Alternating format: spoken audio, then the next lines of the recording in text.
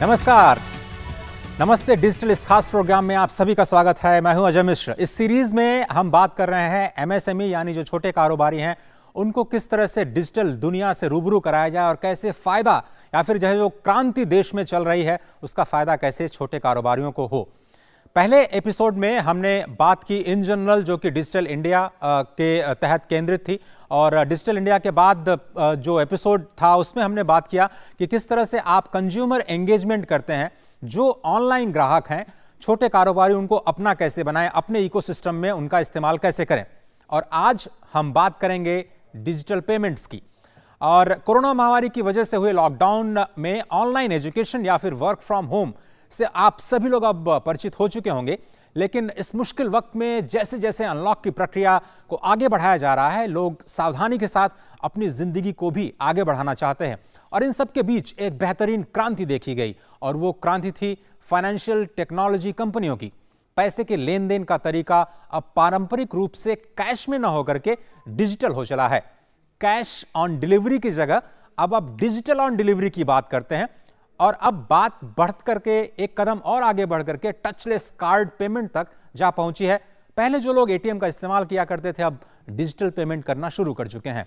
उसी तरह से जो छोटे कारोबारियों में करोड़ों लोगों ने डिजिटल पेमेंट को अपनाया है। देश भर में डिजिटल इंडिया के तहत सरकारी सेवाओं की बात करें तो वो भी डिजिटल हुई। 32 करोड़ से ज्यादा जनधन खातों में लाभार्थियों को डायरेक्ट बेनिफिट ट्रांसफर के जरिए भुगतान किया गया। बात करें अगर ग्लोबल डेटा एजेंसी स्टैटिस्टा की, तो उन्होंने लॉकडाउन और कोविड-19 के बाद जिंदगी में आने वाले बदलावों को लेकर के एक वैश्विक अध्ययन रिपोर्ट जारी की, जिसके मुताबिक 46% लोगों का यह मानना है कि अब वे खरीदारी के लिए भीड़-भाड़ जैसी जगहों पर नहीं जाना चाहते और ई कॉमर्स के माध्यम से ही घर बैठे उपभोक्ता वस्तुएं मंगाना चाहते हैं। और इसी तरह की एक और रिसर्च है बर्नस्टीन की। उस रिपोर्ट में कहा गया है कि भारत में कोरोना काल में लोगों ने जिस तेजी से डिजिटल का रुख अपनाया वो भारत के लिए आर्थिक रूप से बहुत ही उपयोगी हुआ है। और अनुमान ये लगाया जा रहा है कि 27-28 तक भारत का ई कॉमर्स का पूरा कारोबार 200 अरब डॉलर से भी ज्यादा हो सकता है। तो चलिए अब देखते हैं कि आज के इस एपिसोड में हमारा फोकस क्या होगा। पहला फोकस डिजिटल पेमेंट का बढ़ता ट्रेंड, किस तरह से लोग डिजिटल पेमेंट को अपना रहे हैं और क्यों ये कारोबार के लिहाज से या फिर एक ग्राहक होने के लिहाज से आपके लिए इंपॉर्टेंट हो चला है। जो हमारा जो अगला फोकस है वो छोटे कारोबारियों पर केंद्रित, और कैसे वो डिजिटल पेमेंट सिस्टम को अपना सकते हैं और क्या कुछ फायदे उनके लिए हैं इस पूरे नए इकोसिस्टम में, उसकी भी हम बात करेंगे। कैसे कहने सुरक्षित डिजिटल पेमेंट, यानी आपको कैसे safe and secure digital payment का इस्तेमाल करना है और एक ग्राहक के तौर पर आप अपने आप को कैसे सुरक्षित रह सकते हैं। और साथ ही साथ फिनटेक कंपनियों ने कैसे पेमेंट की पूरी दुनिया बदल दी है कि जो लेन देन कैश में हुआ करता था अब वो किस तरह से बिल्कुल मोबाइल के जरिए या फिर कहें कि जो अलग अलग पेमेंट गेटवेज हैं उनका इस्तेमाल करते हुए किस तरह से भारत बदल रहा है। तो चलिए अब हम आपको बताते हैं कि जो आत्मनिर्भर भारत है उसमें डिजिटल इंडिया योजना किस तरह से अपनी एक अहम भूमिका निभा रहा है। और अभी लॉकडाउन के दौरान आत्मनिर्भर भारत के तहत बड़े पैमाने पर जो डिजिटल पेमेंट है उसका इस्तेमाल किया गया और किस तरह से करोड़ों लोगों के खातों में पैसा पहुंचाया गया, और वो भी इस पूरे डिजिटल इकोसिस्टम का इस्तेमाल करते हुए आधार, मोबाइल और आपका जो पूरा इकोसिस्टम है उसको इस्तेमाल करते हुए 42 करोड़ लोगों को 68,900 करोड़ रुपए से ज्यादा की राशि सीधे उनके बैंक खातों में पहुंचाई गई। आपको याद होगा कि जनधन खातों का इस्तेमाल जब किया गया था उसको कैसे इकोसिस्टम के साथ जोड़ा गया। इस पूरी मुहिम में अभी तक 9 करोड़ किसानों के खाते में पैसे पहुंचे हैं, 20 करोड़ महिलाओं के खाते में जो उज्ज्वला का पैसा है वो पहुंचा है, 1.8 करोड़ मजदूरों को उनका पैसा मिला है और 20 करोड़ से ज्यादा परिवारों को जो अन्न योजना है, गरीब अन्न योजना, उसके तहत जो अनाज के लिए पैसा है वो पहुंचा है।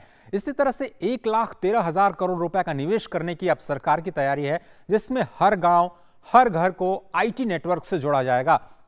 और यही टारगेट है कि सभी घरों तक पहुंचा जाए। डिजिटल पेमेंट सिस्टम को बढ़ावा देने के लिए सरकार ने एक बड़ी पहल की है और मोबाइल के इस्तेमाल पर जोर दिया जा रहा है। इसलिए आपने देखा होगा कि पूरा का पूरा जो पेमेंट सिस्टम है अब मोबाइल पर शिफ्ट होता हुआ नजर आ रहा है। लोग कैश की बजाय मोबाइल के इस्तेमाल के जरिए जो पेमेंट है वो करना पसंद कर रहे हैं। मेक इन इंडिया के तहत अब देश में ही जो आपके दूरसंचार उपकरण हैं उन पर फोकस किया जाना है और घरेलू तकनीक को भी सहारा मिलेगा। यानी मेक इन इंडिया के साथ साथ जो फिनटेक कंपनीज हैं उनको भी एक तरह से बढ़ावा देने की कोशिश की जा रही है।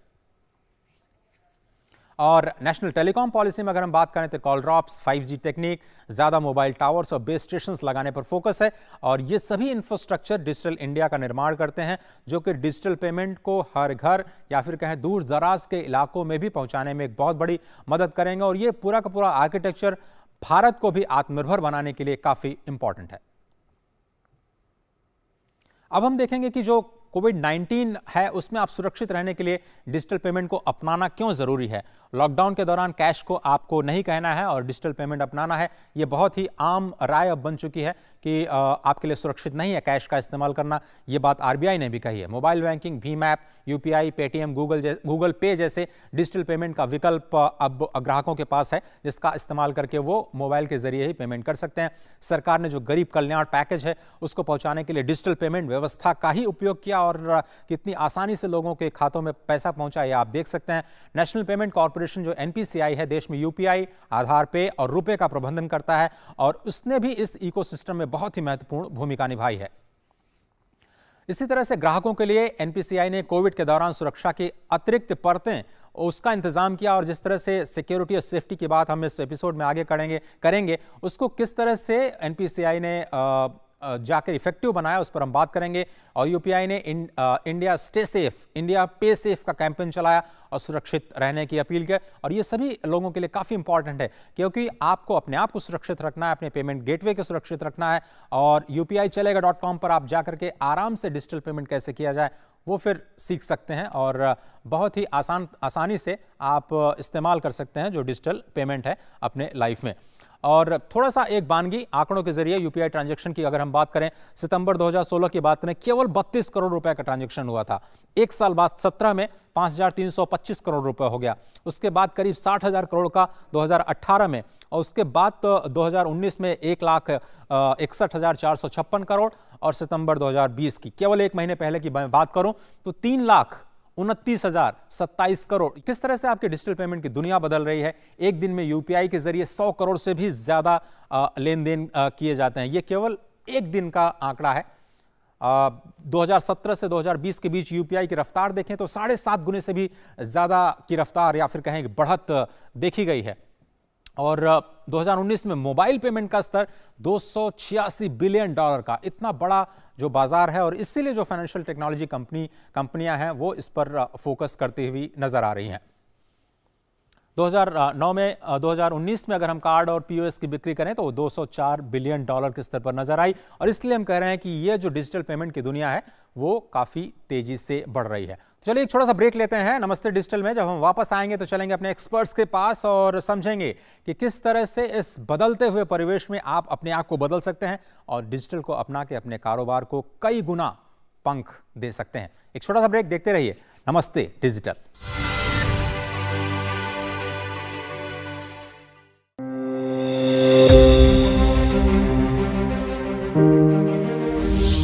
हिंदुस्तान एक ऐसा मुल्क है, अनेक प्रकार के लोग रहते हैं, बहुत से अलग अलग मजहब है, अलग अलग जाति है और अलग अलग हमारा पोशाक है, अलग अलग हमारी जबान है।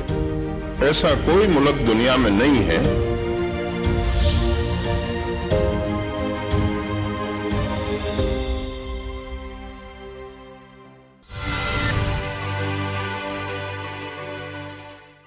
स्वागत है आप सभी का। आप देख रहे हैं नमस्ते डिजिटल और अब हम अपने पहले सेगमेंट की तरफ बढ़ते हैं जिसे हम कह रहे हैं एक्सपर्ट्स की राय। और एक्सपर्ट्स के तौर पर हमारे साथ 3 खास मेहमान इस प्रोग्राम में जुड़ रहे हैं। शरत बुलुसु जो कि निदेशक हैं प्रोडक्ट मैनेजमेंट गूगल पे के, साथ ही साथ कार्तिक मिश्रा जो कि head of strategy and new initiative हैं डुंजो के, और नलिन बंसल जो कि हेड ऑफ रुपे और एनएफएस एनपीसीआई के साथ जुड़े हुए हैं। आपका भी बहुत बहुत धन्यवाद। आप तीनों मेहमानों का एक बार फिर से स्वागत करते हुए सबसे पहले नलिन, मैं आपके पास आना चाहता हूं और आपसे हम ये समझना चाहते हैं कि पिछले 3-4 सालों में डिजिटल पेमेंट का जो पूरा इकोसिस्टम है उसने देश में क्या बदलाव लेकर के आया है और वो क्यों इंपॉर्टेंट हो गया है इस बदलते हुए दुनिया के बीच में।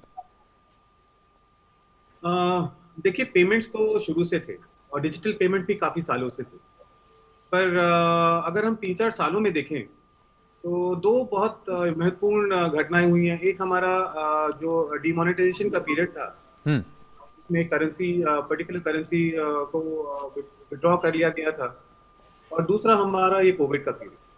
दोनों दोनों घटनाओं से बहुत इंपॉर्टेंट और बहुत डिफरेंट इम्पैक्ट आया है हमारे डिजिटल पेमेंट के इस लहर में। बिल्कुल। इससे पहले जब डिमोनेटाइजेशन का टाइम आया था, तब आई थिंक उसमें लोगों को डिजिटल पेमेंट क्या होता है वो समझ में आना शुरू हुआ था। मतलब पेमेंट्स तो पहले से थे, उन्होंने अडॉप्ट नहीं किया था। बिल्कुल। धीरे लोगों ने अडॉप्शन शुरू किया। लोगों के पास कार्ड जो रखे थे घर में, जो उनके पास मोबाइल में जो एप्लीकेशन थी, उनको उन्होंने धीरे धीरे इस्तेमाल करना शुरू किया, बिकॉज उनके पास और कोई चारा नहीं था उस वक्त। और उस मेरे ख्याल से उस मूवमेंट की वजह से लोगों में बहुत कॉन्फिडेंस आया कि ये एक ऐसा तरीका है जो चलता है, जो जो निहायत ही सेफ है और आसान भी है। तो उससे एक मैं बोलूंगा एक स्टेप अप मूवमेंट जिसको बोलते हैं, वो हमारे डिजिटल पेमेंट्स में आया। उसके बाद मेरे ख्याल से कोविड का जो ये पीरियड है और अब धीरे धीरे जाता हुआ दिख रहा है ये, इसमें जो एक दूसरा, तो पहला मूवमेंट है अडॉप्शन और उसको एक्नॉलेज करना कि डिजिटल पेमेंट्स का रोल है हमारी लाइफ में। इसके अंदर हमने क्या देखा है कि लोग कार्ड पेमेंट्स यूज कर रहे हैं, मोबाइल यूज कर रहे हैं, क्यूआर यूज कर रहे हैं, वो सब कुछ अपना रहे हैं। पर इस वक्त सबसे ज्यादा जो अडॉप्शन हमने देखी है या ट्रेंड देखा है वो ऑनलाइन पेमेंट्स का दिखा है। वो ट्रेंड कंटिन्यूअसली बढ़ता गया है। इनफैक्ट जिन कैटेगरीज में ऑनलाइन पेमेंट्स नहीं होते थे, जैसे बिल पेमेंट्स हैं और छोटे मोटे पेमेंट्स हैं, स्मॉल पेमेंट, वैल्यू पेमेंट्स, वो भी बढ़ गए हैं। और हालांकि फिजिकल पेमेंट जिनको बोलते हैं वो घटे हैं और वापस आ रहे हैं, लेकिन ऑनलाइन पेमेंट्स नहीं घटे थे। और उनमें और कैटेगरीज का और टाइप्स का मर्चेंट्स का आना एक बहुत अच्छी बात है, और ये ग्रोथ सस्टेन कर रही है। ये सबसे बड़ी इंपॉर्टेंट है कि लोग वापस दूसरे मेथड पे नहीं जा रहे हैं।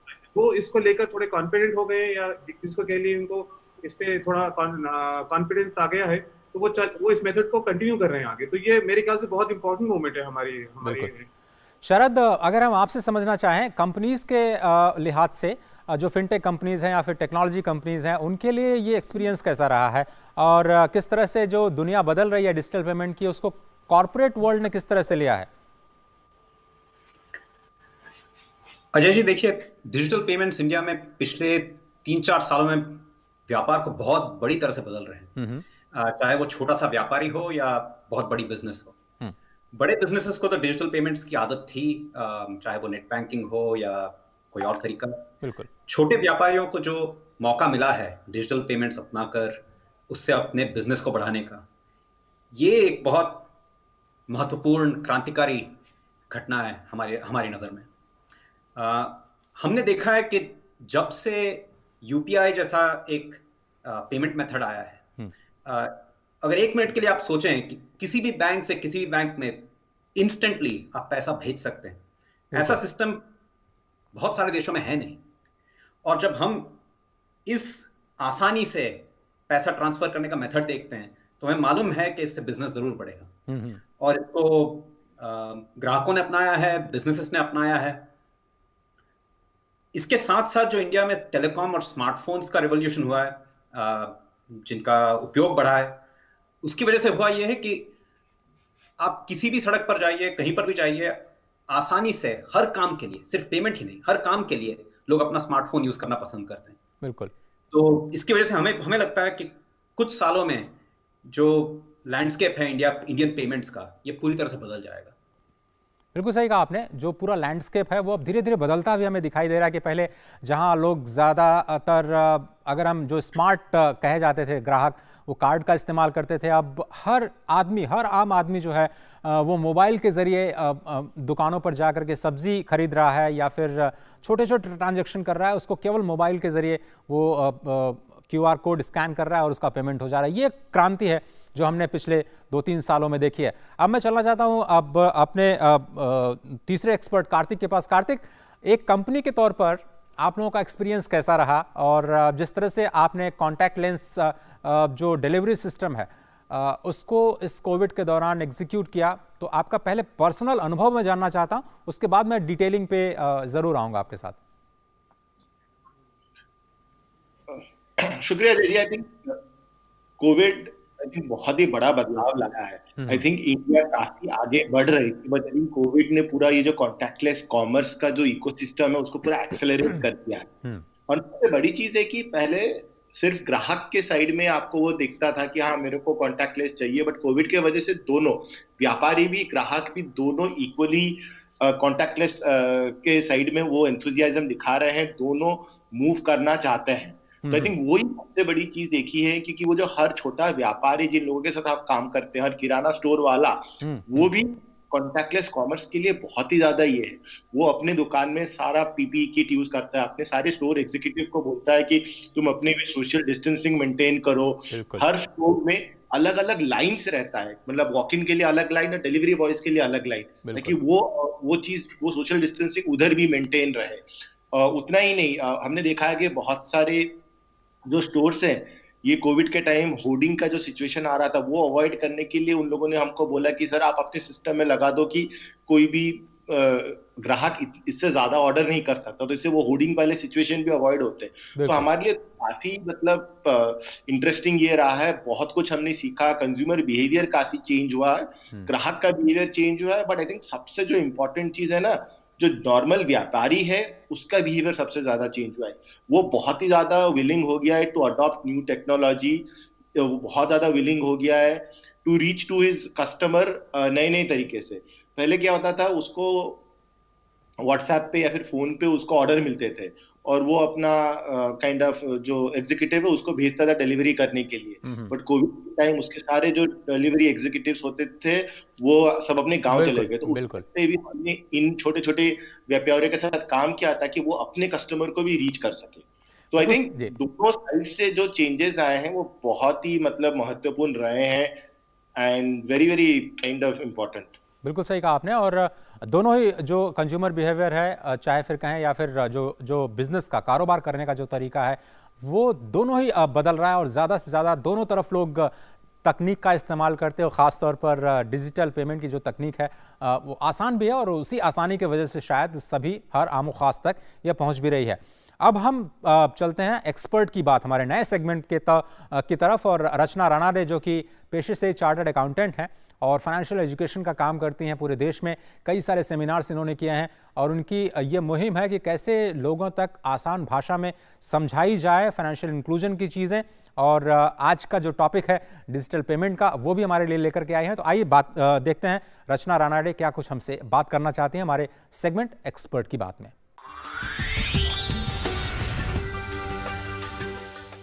नमस्ते, मेरा नाम रचना है। मैं एक चार्टर्ड अकाउंटेंट हूँ।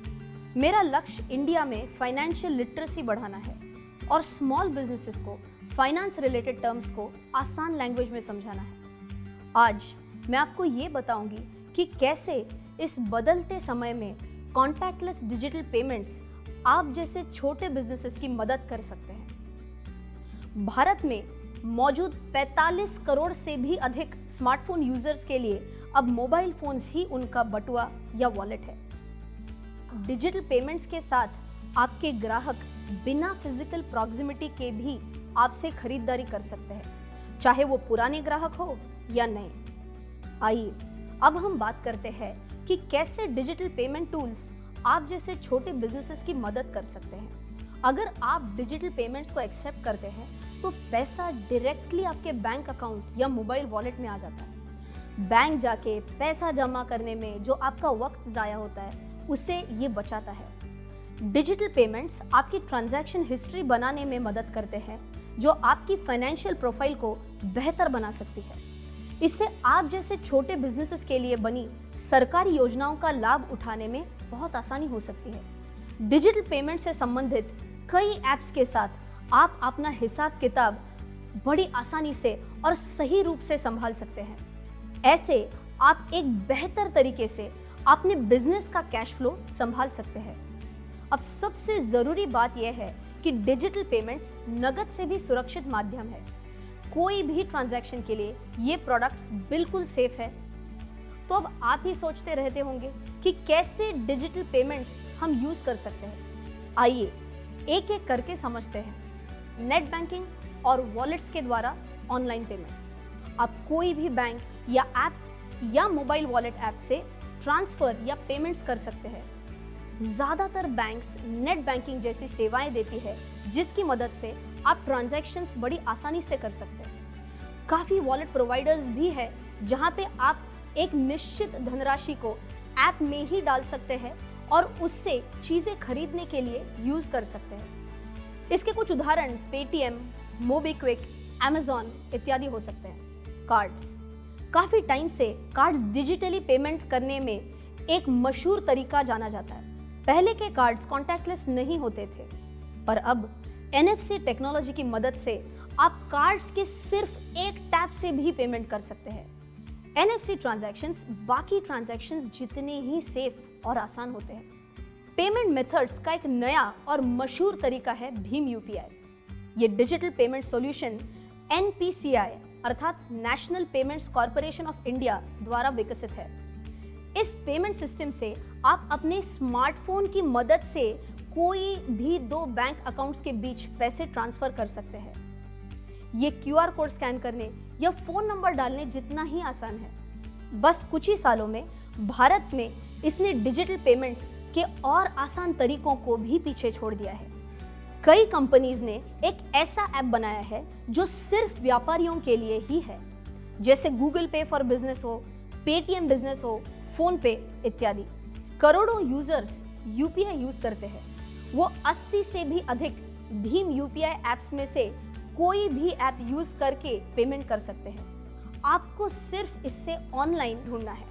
बस एक आसान से ऑनबोर्डिंग प्रोसेस को फॉलो करें और आप तैयार हैं अपने ग्राहकों से QR कोड या फोन नंबर के जरिए पेमेंट लेने के लिए। ये सारी ऐप्स एक सामान्य जानकारी लेते हैं जो NPCI के द्वारा अनिवार्य है। कुछ आसान कदमों से आप अपने डिजिटल पेमेंट्स के अनुभव को और भी सुरक्षित बना सकते हैं। चाहे आप कोई भी UPI या बैंकिंग ऐप इस्तेमाल कर रहे हो, हमेशा अपने फोन को पासवर्ड या पिन से सिक्योर रखें। इससे आपका अकाउंट भी सेफ रहेगा। किसी भी व्यक्ति को अपनी पर्सनल डिटेल्स कभी न दें। और आखिर में, जब भी कोई ग्राहक आपको UPI से पैसे दे तो उस ट्रांजैक्शन को अपने ऐप या SMS पर जरूर चेक करें। इसके बाद आप बिल्कुल तैयार है कॉन्टैक्टलेस डिजिटल पेमेंट्स यूज करने के लिए। अभी के लिए मैं आपसे विदा लेती हूँ। नमस्ते। तो जिस तरह से आपने रचना को सुना कि जो डिजिटल पेमेंट है वो पूरा का पूरा आपके लिए कितना इंपॉर्टेंट है, और साथ ही साथ नए वक्त के साथ कदम ताल करने के लिए आपको तकनीक को अपनाना भी काफ़ी ज़रूरी है। साथ ही साथ ये सुरक्षित है, लेकिन इसको लेकर के बहुत सारे संशय हैं, बहुत सारे दुविधाएं लोगों के मन में हैं। और अब अगले कुछ मिनटों में हम उन्हीं एप्रीहेंशंस को, उन्हीं दुविधाओं को आपके दिमाग से निकालने की कोशिश करेंगे। नलिन अगर हमारे साथ है, आपका स्वागत है एक बार फिर से। सबसे पहले तो यही कि ये जो हम अलग अलग तरह के QR कोड्स या फिर अलग अलग तरह के पेमेंट सिस्टम्स देखते हैं, उसको लेकर लोगों का भरोसा कैसे बढ़े, कैसे लोगों को ये लगे, या फिर जो लोग 60 से ऊपर के हैं उनको कैसे लगे कि ये पूरा का पूरा डिजिटल इकोसिस्टम बिल्कुल सुरक्षित है, और जिस तरह से कैश पर आप भरोसा कर सकते हैं उसी तरह से डिजिटल पर भी भरोसा कर सकते हैं। देखिए अजय जी, मेरे ख्याल से ये एक ख्याल है लोगों के दिमाग में। देखिए, कुछ कैश से अलग जो भी आप इस्तेमाल करेंगे वो ज्यादा सेफ है। सबसे ज्यादा अनसेफ कैश है, क्योंकि कैश का कोई सिक्योरिटी आपके ऊपर है। अगर वो कैश गया तो आपका गया। बिल्कुल। डिजिटल को हमने डिजिटल एक ऐसी चीज है जो आपकी सेफ्टी को ऑटोमेटिकली इंप्रूव कर देती है, क्योंकि वो कोई फिजिकल चीज नहीं है जो आपके पास रखी है, जो आपसे कोई चुरा सकता है।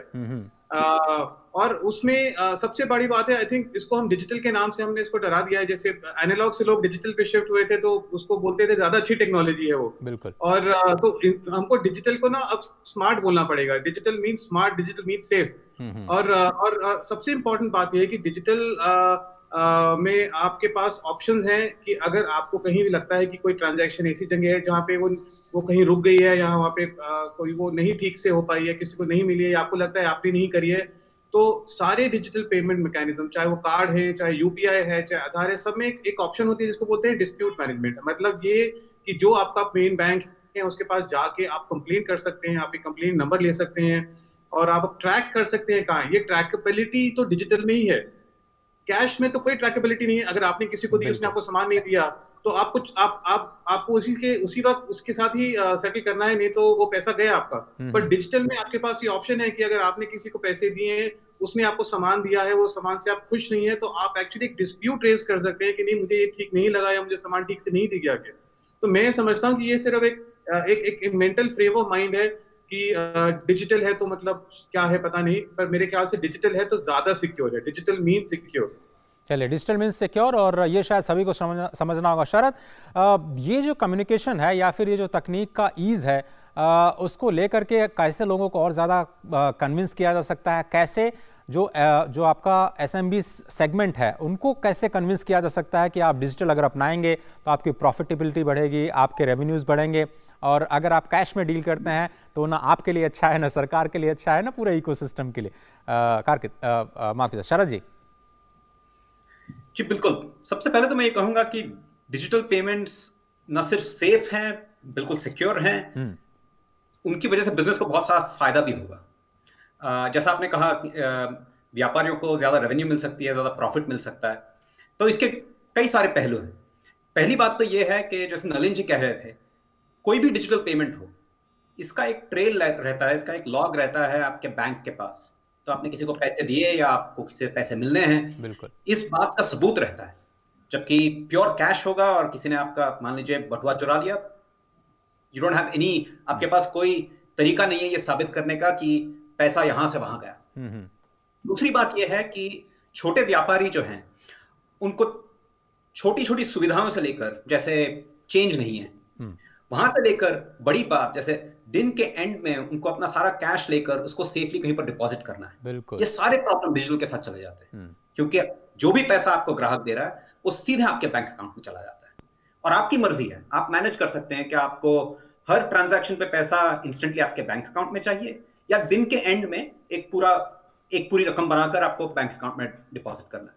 यह आपका तरीका है, आपका बिजनेस चलाने का तरीका है। तीसरी बात यह है कि जब आप डिजिटल पेमेंट्स का इस्तेमाल करते हैं, इससे आपका एक ट्रैक रिकॉर्ड बनता है। जो रचना जी बात कर रही थी, आपका एक ट्रैक रिकॉर्ड बनता है कि आपका टर्नओवर इतना है, आप इतने लोन्स रीपे कर रहे हैं वगैरह। इससे आगे चलकर जब आपको बिजनेस बढ़ाने की बात आएगी, आपको कहीं से कर्ज लेना है बैंक से, तो आप ये रिकॉर्ड दिखा सकते हैं कि मेरे पास इतने कस्टमर है, मेरा इतना टर्नओवर है, और इसकी वजह से मुझे ये लोन मिलने में ज्यादा आसानी होगी।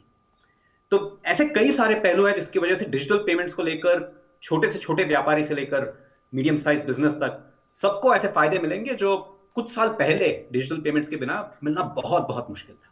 आपने बिल्कुल सही कहा कि जो फाइनेंशियल इंक्लूजन है वो एक तरह से इंक्लूसिव सोसाइटी की तरफ एक कदम और लेकर के हमें आगे जाता है। और जिस तरह से हम देखते हैं कि भारत में ज़्यादा से ज़्यादा लोग अनऑर्गेनाइज सेक्टर में हैं, और कुछ तो आंकड़े ये बताते हैं कि 80 से 90% से भी ज़्यादा हो सकते हैं, वो सिस्टम मेरे ख्याल से अब ऑर्गेनाइज होने की कोशिश कर रहा है। और ये जो नया कदम है या फिर कहें नई क्रांति है फिनटेक कंपनियों के द्वारा, वो काफ़ी बड़ा रोल प्ले कर रही है।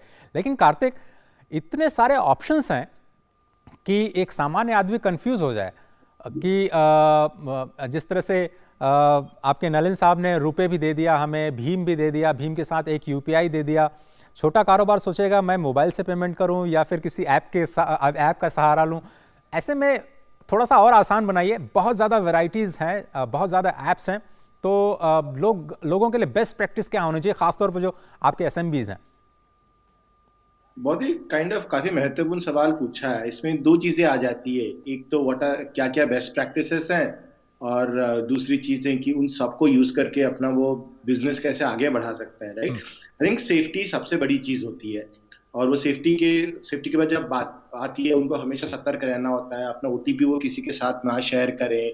कोई भी नए प्लेटफॉर्म पे अगर वो जाके कुछ ट्रांजैक्शन यूज कर रहे हैं तो उनको पूरा भरोसा होना चाहिए कि ये प्लेटफॉर्म सही है, मैं यहाँ पे ये पेमेंट कर सकता हूँ। अपना लॉगिन इन्फो, अपना पासवर्ड इन्फो उनको किसी को शेयर नहीं करना चाहिए। तो आई थिंक सेफ्टी, स्पेशली जब हम फाइनेंशियल पेमेंट्स के बारे में बात करते हैं, सेफ्टी बहुत ही ज्यादा महत्वपूर्ण हो जाता है। दूसरी चीज जो मैं कहूंगा कि जैसे मोदी जी ने कहा था कि हम सबको आत्मनिर्भर होना चाहिए, उसी तरह जब फाइनेंशियल पेमेंट, ऑनलाइन पेमेंट की बात आती है, हम लोगों को हमारे आसपास जो लोग हैं उनको भी आत्मनिर्भर करना पड़ेगा। मान लो आप व्यापारी हो, अगर आपका कस्टमर ऑनलाइन पेमेंट नहीं यूज कर रहा है, आप उसको एनकरेज करो कि सर आप यूज करो, आपका पैसा डायरेक्टली आपके अकाउंट में पहुंच सकता है। एक व्यापारी जो होता है वो बहुत सारा सामान सप्लायर से खरीदता है, वो अपना पेमेंट अपने स्टोर पे जो लोग काम कर रहे हैं उनके साथ करता है। तो अगर वो उनको भी ये पेमेंट, ऑनलाइन पेमेंट्स के बारे में बता सके, वो उनको भी ये सब मेजर्स बता सके, तो एक मतलब हम बाकी लोगों को भी आत्मनिर्भर करा रहे हैं, हम बाकी लोगों को भी इसी इकोसिस्टम में ला रहे हैं, तो वो बहुत ज्यादा महत्वपूर्ण हो जाता है। तो जो अडॉप्शन है पेमेंट का वो बहुत जल्दी और बहुत ही तीव्रता से आगे बढ़ते जाएगा। तीसरी चीज है कि जितनी तीव्रता से आगे बढ़ते जाएगा हमारी पूरी आर्थिक समृद्धि और दक्षता के लिए बहुत ही ज्यादा इंपॉर्टेंट हो जाता है। आप सोचिए, मतलब सिर्फ आपके आस पड़ोस के बजाय जब पूरी सोसाइटी जब ऑनलाइन पेमेंट को मूव कर जाएगी तो उसका इम्पैक्ट बहुत ही ज्यादा होगा, राइट। सेफ्टी बहुत ज्यादा होगा, कॉन्टैक्टलेस का जमाना है, उसमें पेमेंट हो सकता है, रिमोट सेलिंग हो सकता है, ऑल ऑफ दैट। बट सबसे बड़ी चीज जो मैं सोचूंगा कि जो सब छोटे व्यापारी है अगर वो डिजिटल पेमेंट अडॉप्ट कर रहे हैं, फिर सामान के लेन देन के अलावा भी वो डिजिटल पेमेंट के थ्रू वो नई चीजें सीख सकते हैं, ऑनलाइन एजुकेशन ले सकते हैं, अपने लिए एंटरटेनमेंट ये कर सकते हैं। सो फाइनेंशियल पेमेंट जो होता है हर व्यापारी की नींव है, और उस नींव के ऊपर सिर्फ अपना बिजनेस बढ़ा ही नहीं सकता बट एजुकेशन कर सकता है, नौकरी ढूंढ सकता है, तो बहुत ही ज्यादा महत्वपूर्ण हो जाता है। आपने सही कहा कि पूरे का पूरा जो कारोबार करने का जो दायरा है वो भी ज़्यादा आसान हो जाता है और आपके सामने विकल्प भी बहुत ज़्यादा हो जाते हैं। अब हम चलते हैं हमारे अगले सेगमेंट की तरफ जिसे हम कह रहे हैं डिजिटल हीरो। और डिजिटल हीरो इसलिए क्योंकि इस लॉकडाउन के दौरान या फिर कोविड के दौरान जितनी मुश्किलों का सामना SMBs को करना पड़ा, शायद कोई भी सेगमेंट उससे ज़्यादा प्रभावित नहीं हुआ। और ऐसे में कुछ लोग ऐसे थे जिन्होंने डिजिटल को अपनाया, और ऐसे ही एक हमारे साथी हैं आंचल पुरी, जो कि भटूरास टू ब्राउनीज बैंगलोर में बेस्ड हैं। और आइए अब उनकी कहानी देखते हैं कि किस तरह से कोविड के दौरान जो मुश्किल आई थी उन्होंने हर मुश्किल को सामना किया और एक नया मुकाम हासिल किया। आइए देखते हैं हमारे आज के डिजिटल हीरो की ये कहानी।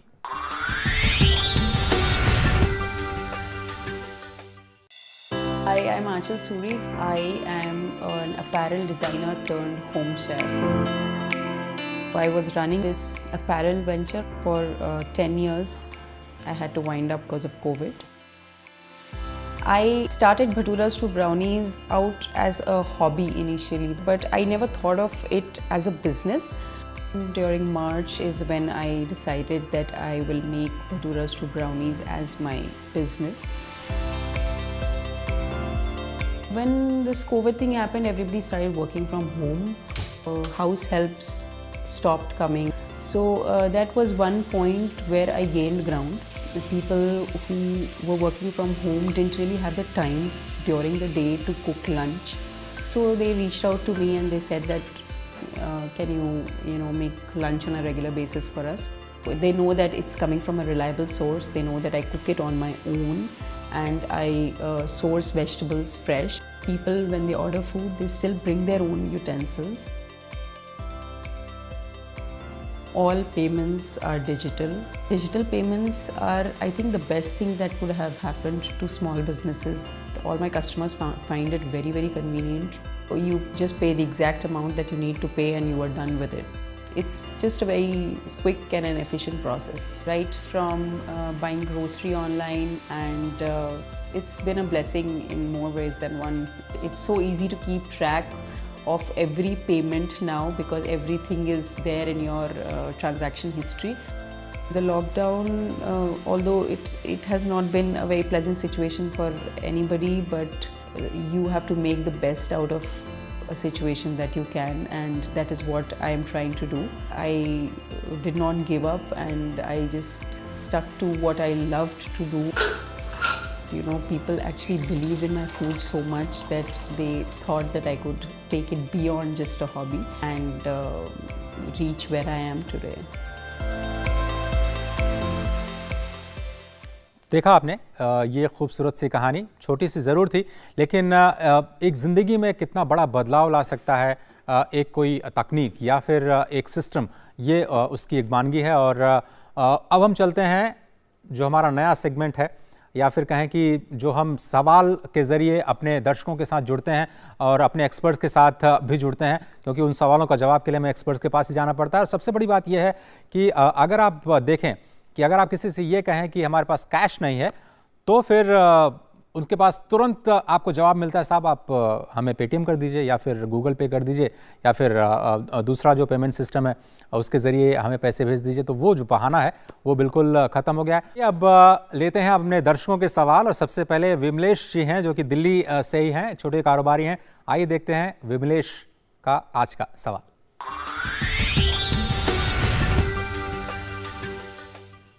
मेरा नाम विमलेश है, मैं एक छोटा सा व्यापारी हूँ। मैं साउथ दिल्ली में व्यापारी करता हूँ। मैं डिजिटल पेमेंट की जो बात कर रहे हैं ना, वो मैं काफ़ी, जैसे पेटीएम हो गया, पे फ़ोन हो गया, गूगल पे हो गया, काफ़ी ऐप है, मैं पेमेंट ऑनलाइन लेता हूँ।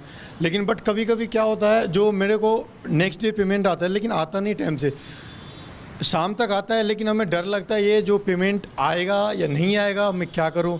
चलिए इस सवाल को शरत आपके पास ले आते हैं। लोगों को ये डर लगा रहता है, साहब हमारे वॉलेट में तो पैसा है लेकिन वो मेरे बैंक में ट्रांसफ़र होगा या नहीं, उसके लिए थोड़ा सा इंतजार करना पड़ेगा। जी बिल्कुल। सबसे पहले तो हमें ये याद रखना है कि डिजिटल पेमेंट्स में कभी ये प्रॉब्लम नहीं होगी कि आपके पैसे कहीं चले जाएंगे। जब एक बार पैसा आपके बैंक अकाउंट में आना शुरू हो गया है तो उसको पैसे को वहीं जाना है। बिल्कुल। अब हुआ यह है कि इतने सालों में जिस रफ्तार से यूपीआई की बढ़ोतरी हुई है, जिस रफ्तार से डिजिटल पेमेंट्स की बढ़ोतरी हुई है, ये हमने पहले कभी देखा नहीं।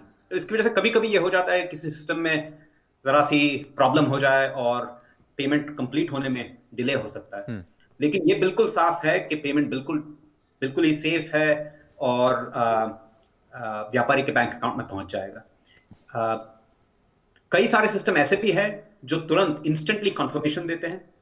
जैसे गूगल पे में हम व्यापारी को ऑप्शन देते हैं कि आप तुरंत पेमेंट ले लीजिए या डे के एंड में ले लीजिए। तो जिन्हें थोड़ा सा झिझक है, जिन्हें थोड़ा सा डर रहता है कि पेमेंट आएगा कि नहीं, वो जब शुरू करते हैं वो शुरुआत में इंस्टेंट पेमेंट मांगते हैं, ताकि एक बार उन्हें विश्वास हो जाए, वो देख लें कि हाँ पेमेंट बिल्कुल ढंग से हो रहा है, वो धीरे धीरे एंड ऑफ डे में सेटल हो जाते हैं। चलिए अब दूसरे सवाल की तरफ चलते हैं, और ये सवाल है सीताराम जी का, और देखते हैं कि क्या उनका सवाल है हमारे एक्सपर्ट से आज के इस प्रोग्राम में। सीताराम जी। मेरा नाम सीताराम है और मैं गाजियाबाद का रहने वाला हूँ। एक तरीके से अगर डिजिटल जो ट्रांजैक्शन है, अगर उसमें सबसे बड़ी दुविधा अगर देखी जाए तो ऐसे में हम क्या कर सकते हैं, अगर हमारे ही नंबर का क्लोन अगर किसी और के पास आ जाए, क्योंकि देखा जाए तो हमारे सभी डिजिटल ट्रांजैक्शन, हमारे जितने भी अकाउंट्स होते थे डिजिटल, वो सभी एक नंबर से अटैच होते हैं, और वो नंबर अगर किसी और के पास चले जाए तो ऐसे में हम क्या करें, और इससे जुड़े हुए जितने भी सवाल हैं उनके आंसर कहाँ से मिले। क्योंकि हाल ही में मेरे साथ एक घटना हुई है, मेरा ही नंबर किसी और कंपनी ने निकाल दिया है, और ऐसे में मैं परेशान हूँ कि कैसे अपने अकाउंट्स को सेव रखूँ और कैसे उन सभी अकाउंट्स को मैं बचा सकूँ। ये सवाल मैं लेके जाना चाहता हूँ नलिन आपके पास, और ये समझना चाहते हैं कि ये पूरा का पूरा जो सिस्टम है उसका रेगुलेशन किस तरह से होता है, उनका नियमन किस तरह से होता है।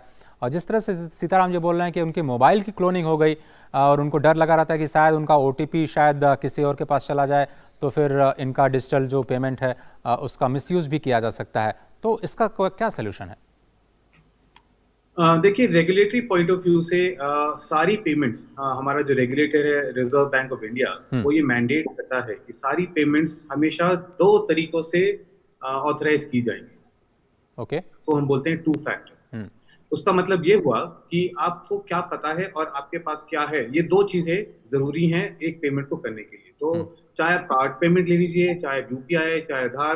तो मैं एग्जांपल लेता हूँ कार्ड पेमेंट। कार्ड पेमेंट में आप जब तक आपके पास आपका कार्ड नंबर और दूसरा आपका पिन और OTP नहीं है, तो आप वो ट्रांजैक्शन नहीं कर सकते। बिल्कुल।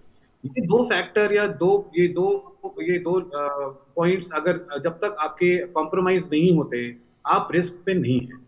हाँ, ये जरूर है, जैसे अब साहब ने बताया जो गाजियाबाद से थे, कि उनका फोन अगर क्लोन हुआ है, पहली बात तो बहुत ही एक रिमोट सिनेरियो है कि फोन क्लोन हो जाएगा। उन्होंने अपना फोन किसी को दिया होगा जहां से क्लोनिंग हो सकता है, हो गई होगी, जो भी आप कह सकते हैं।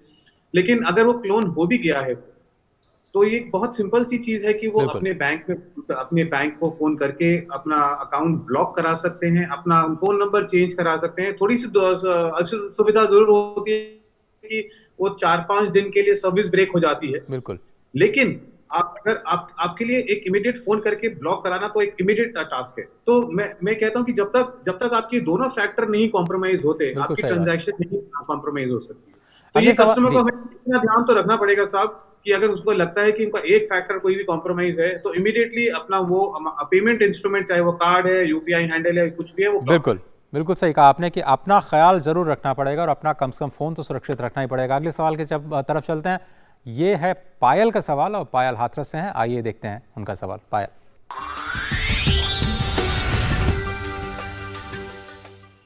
मेरा नाम पायल है, मैं हाथरस से हूँ। डिजिटल पेमेंट की सबसे बड़ी चुनौती डेटा प्राइवेसी है।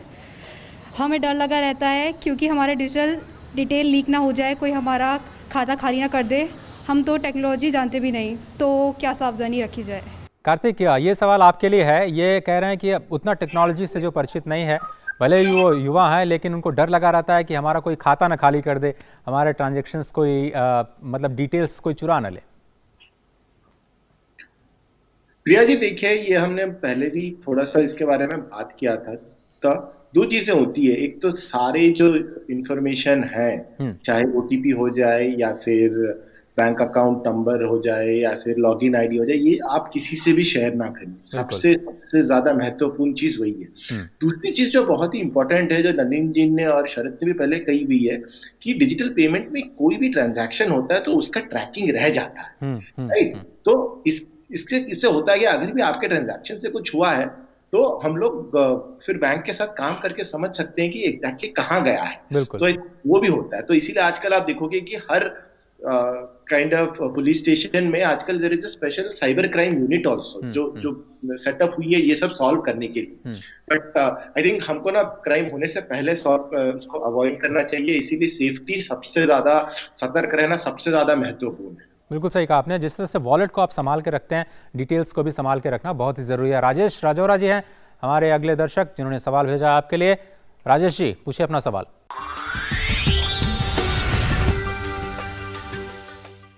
मेरा नाम राजेश राजौरा है, मैं एक प्राइवेट लिमिटेड कंपनी में जॉब करता हूँ। कैश को ट्रांजैक्शंस लेने में मेरे को सुविधा लगती है।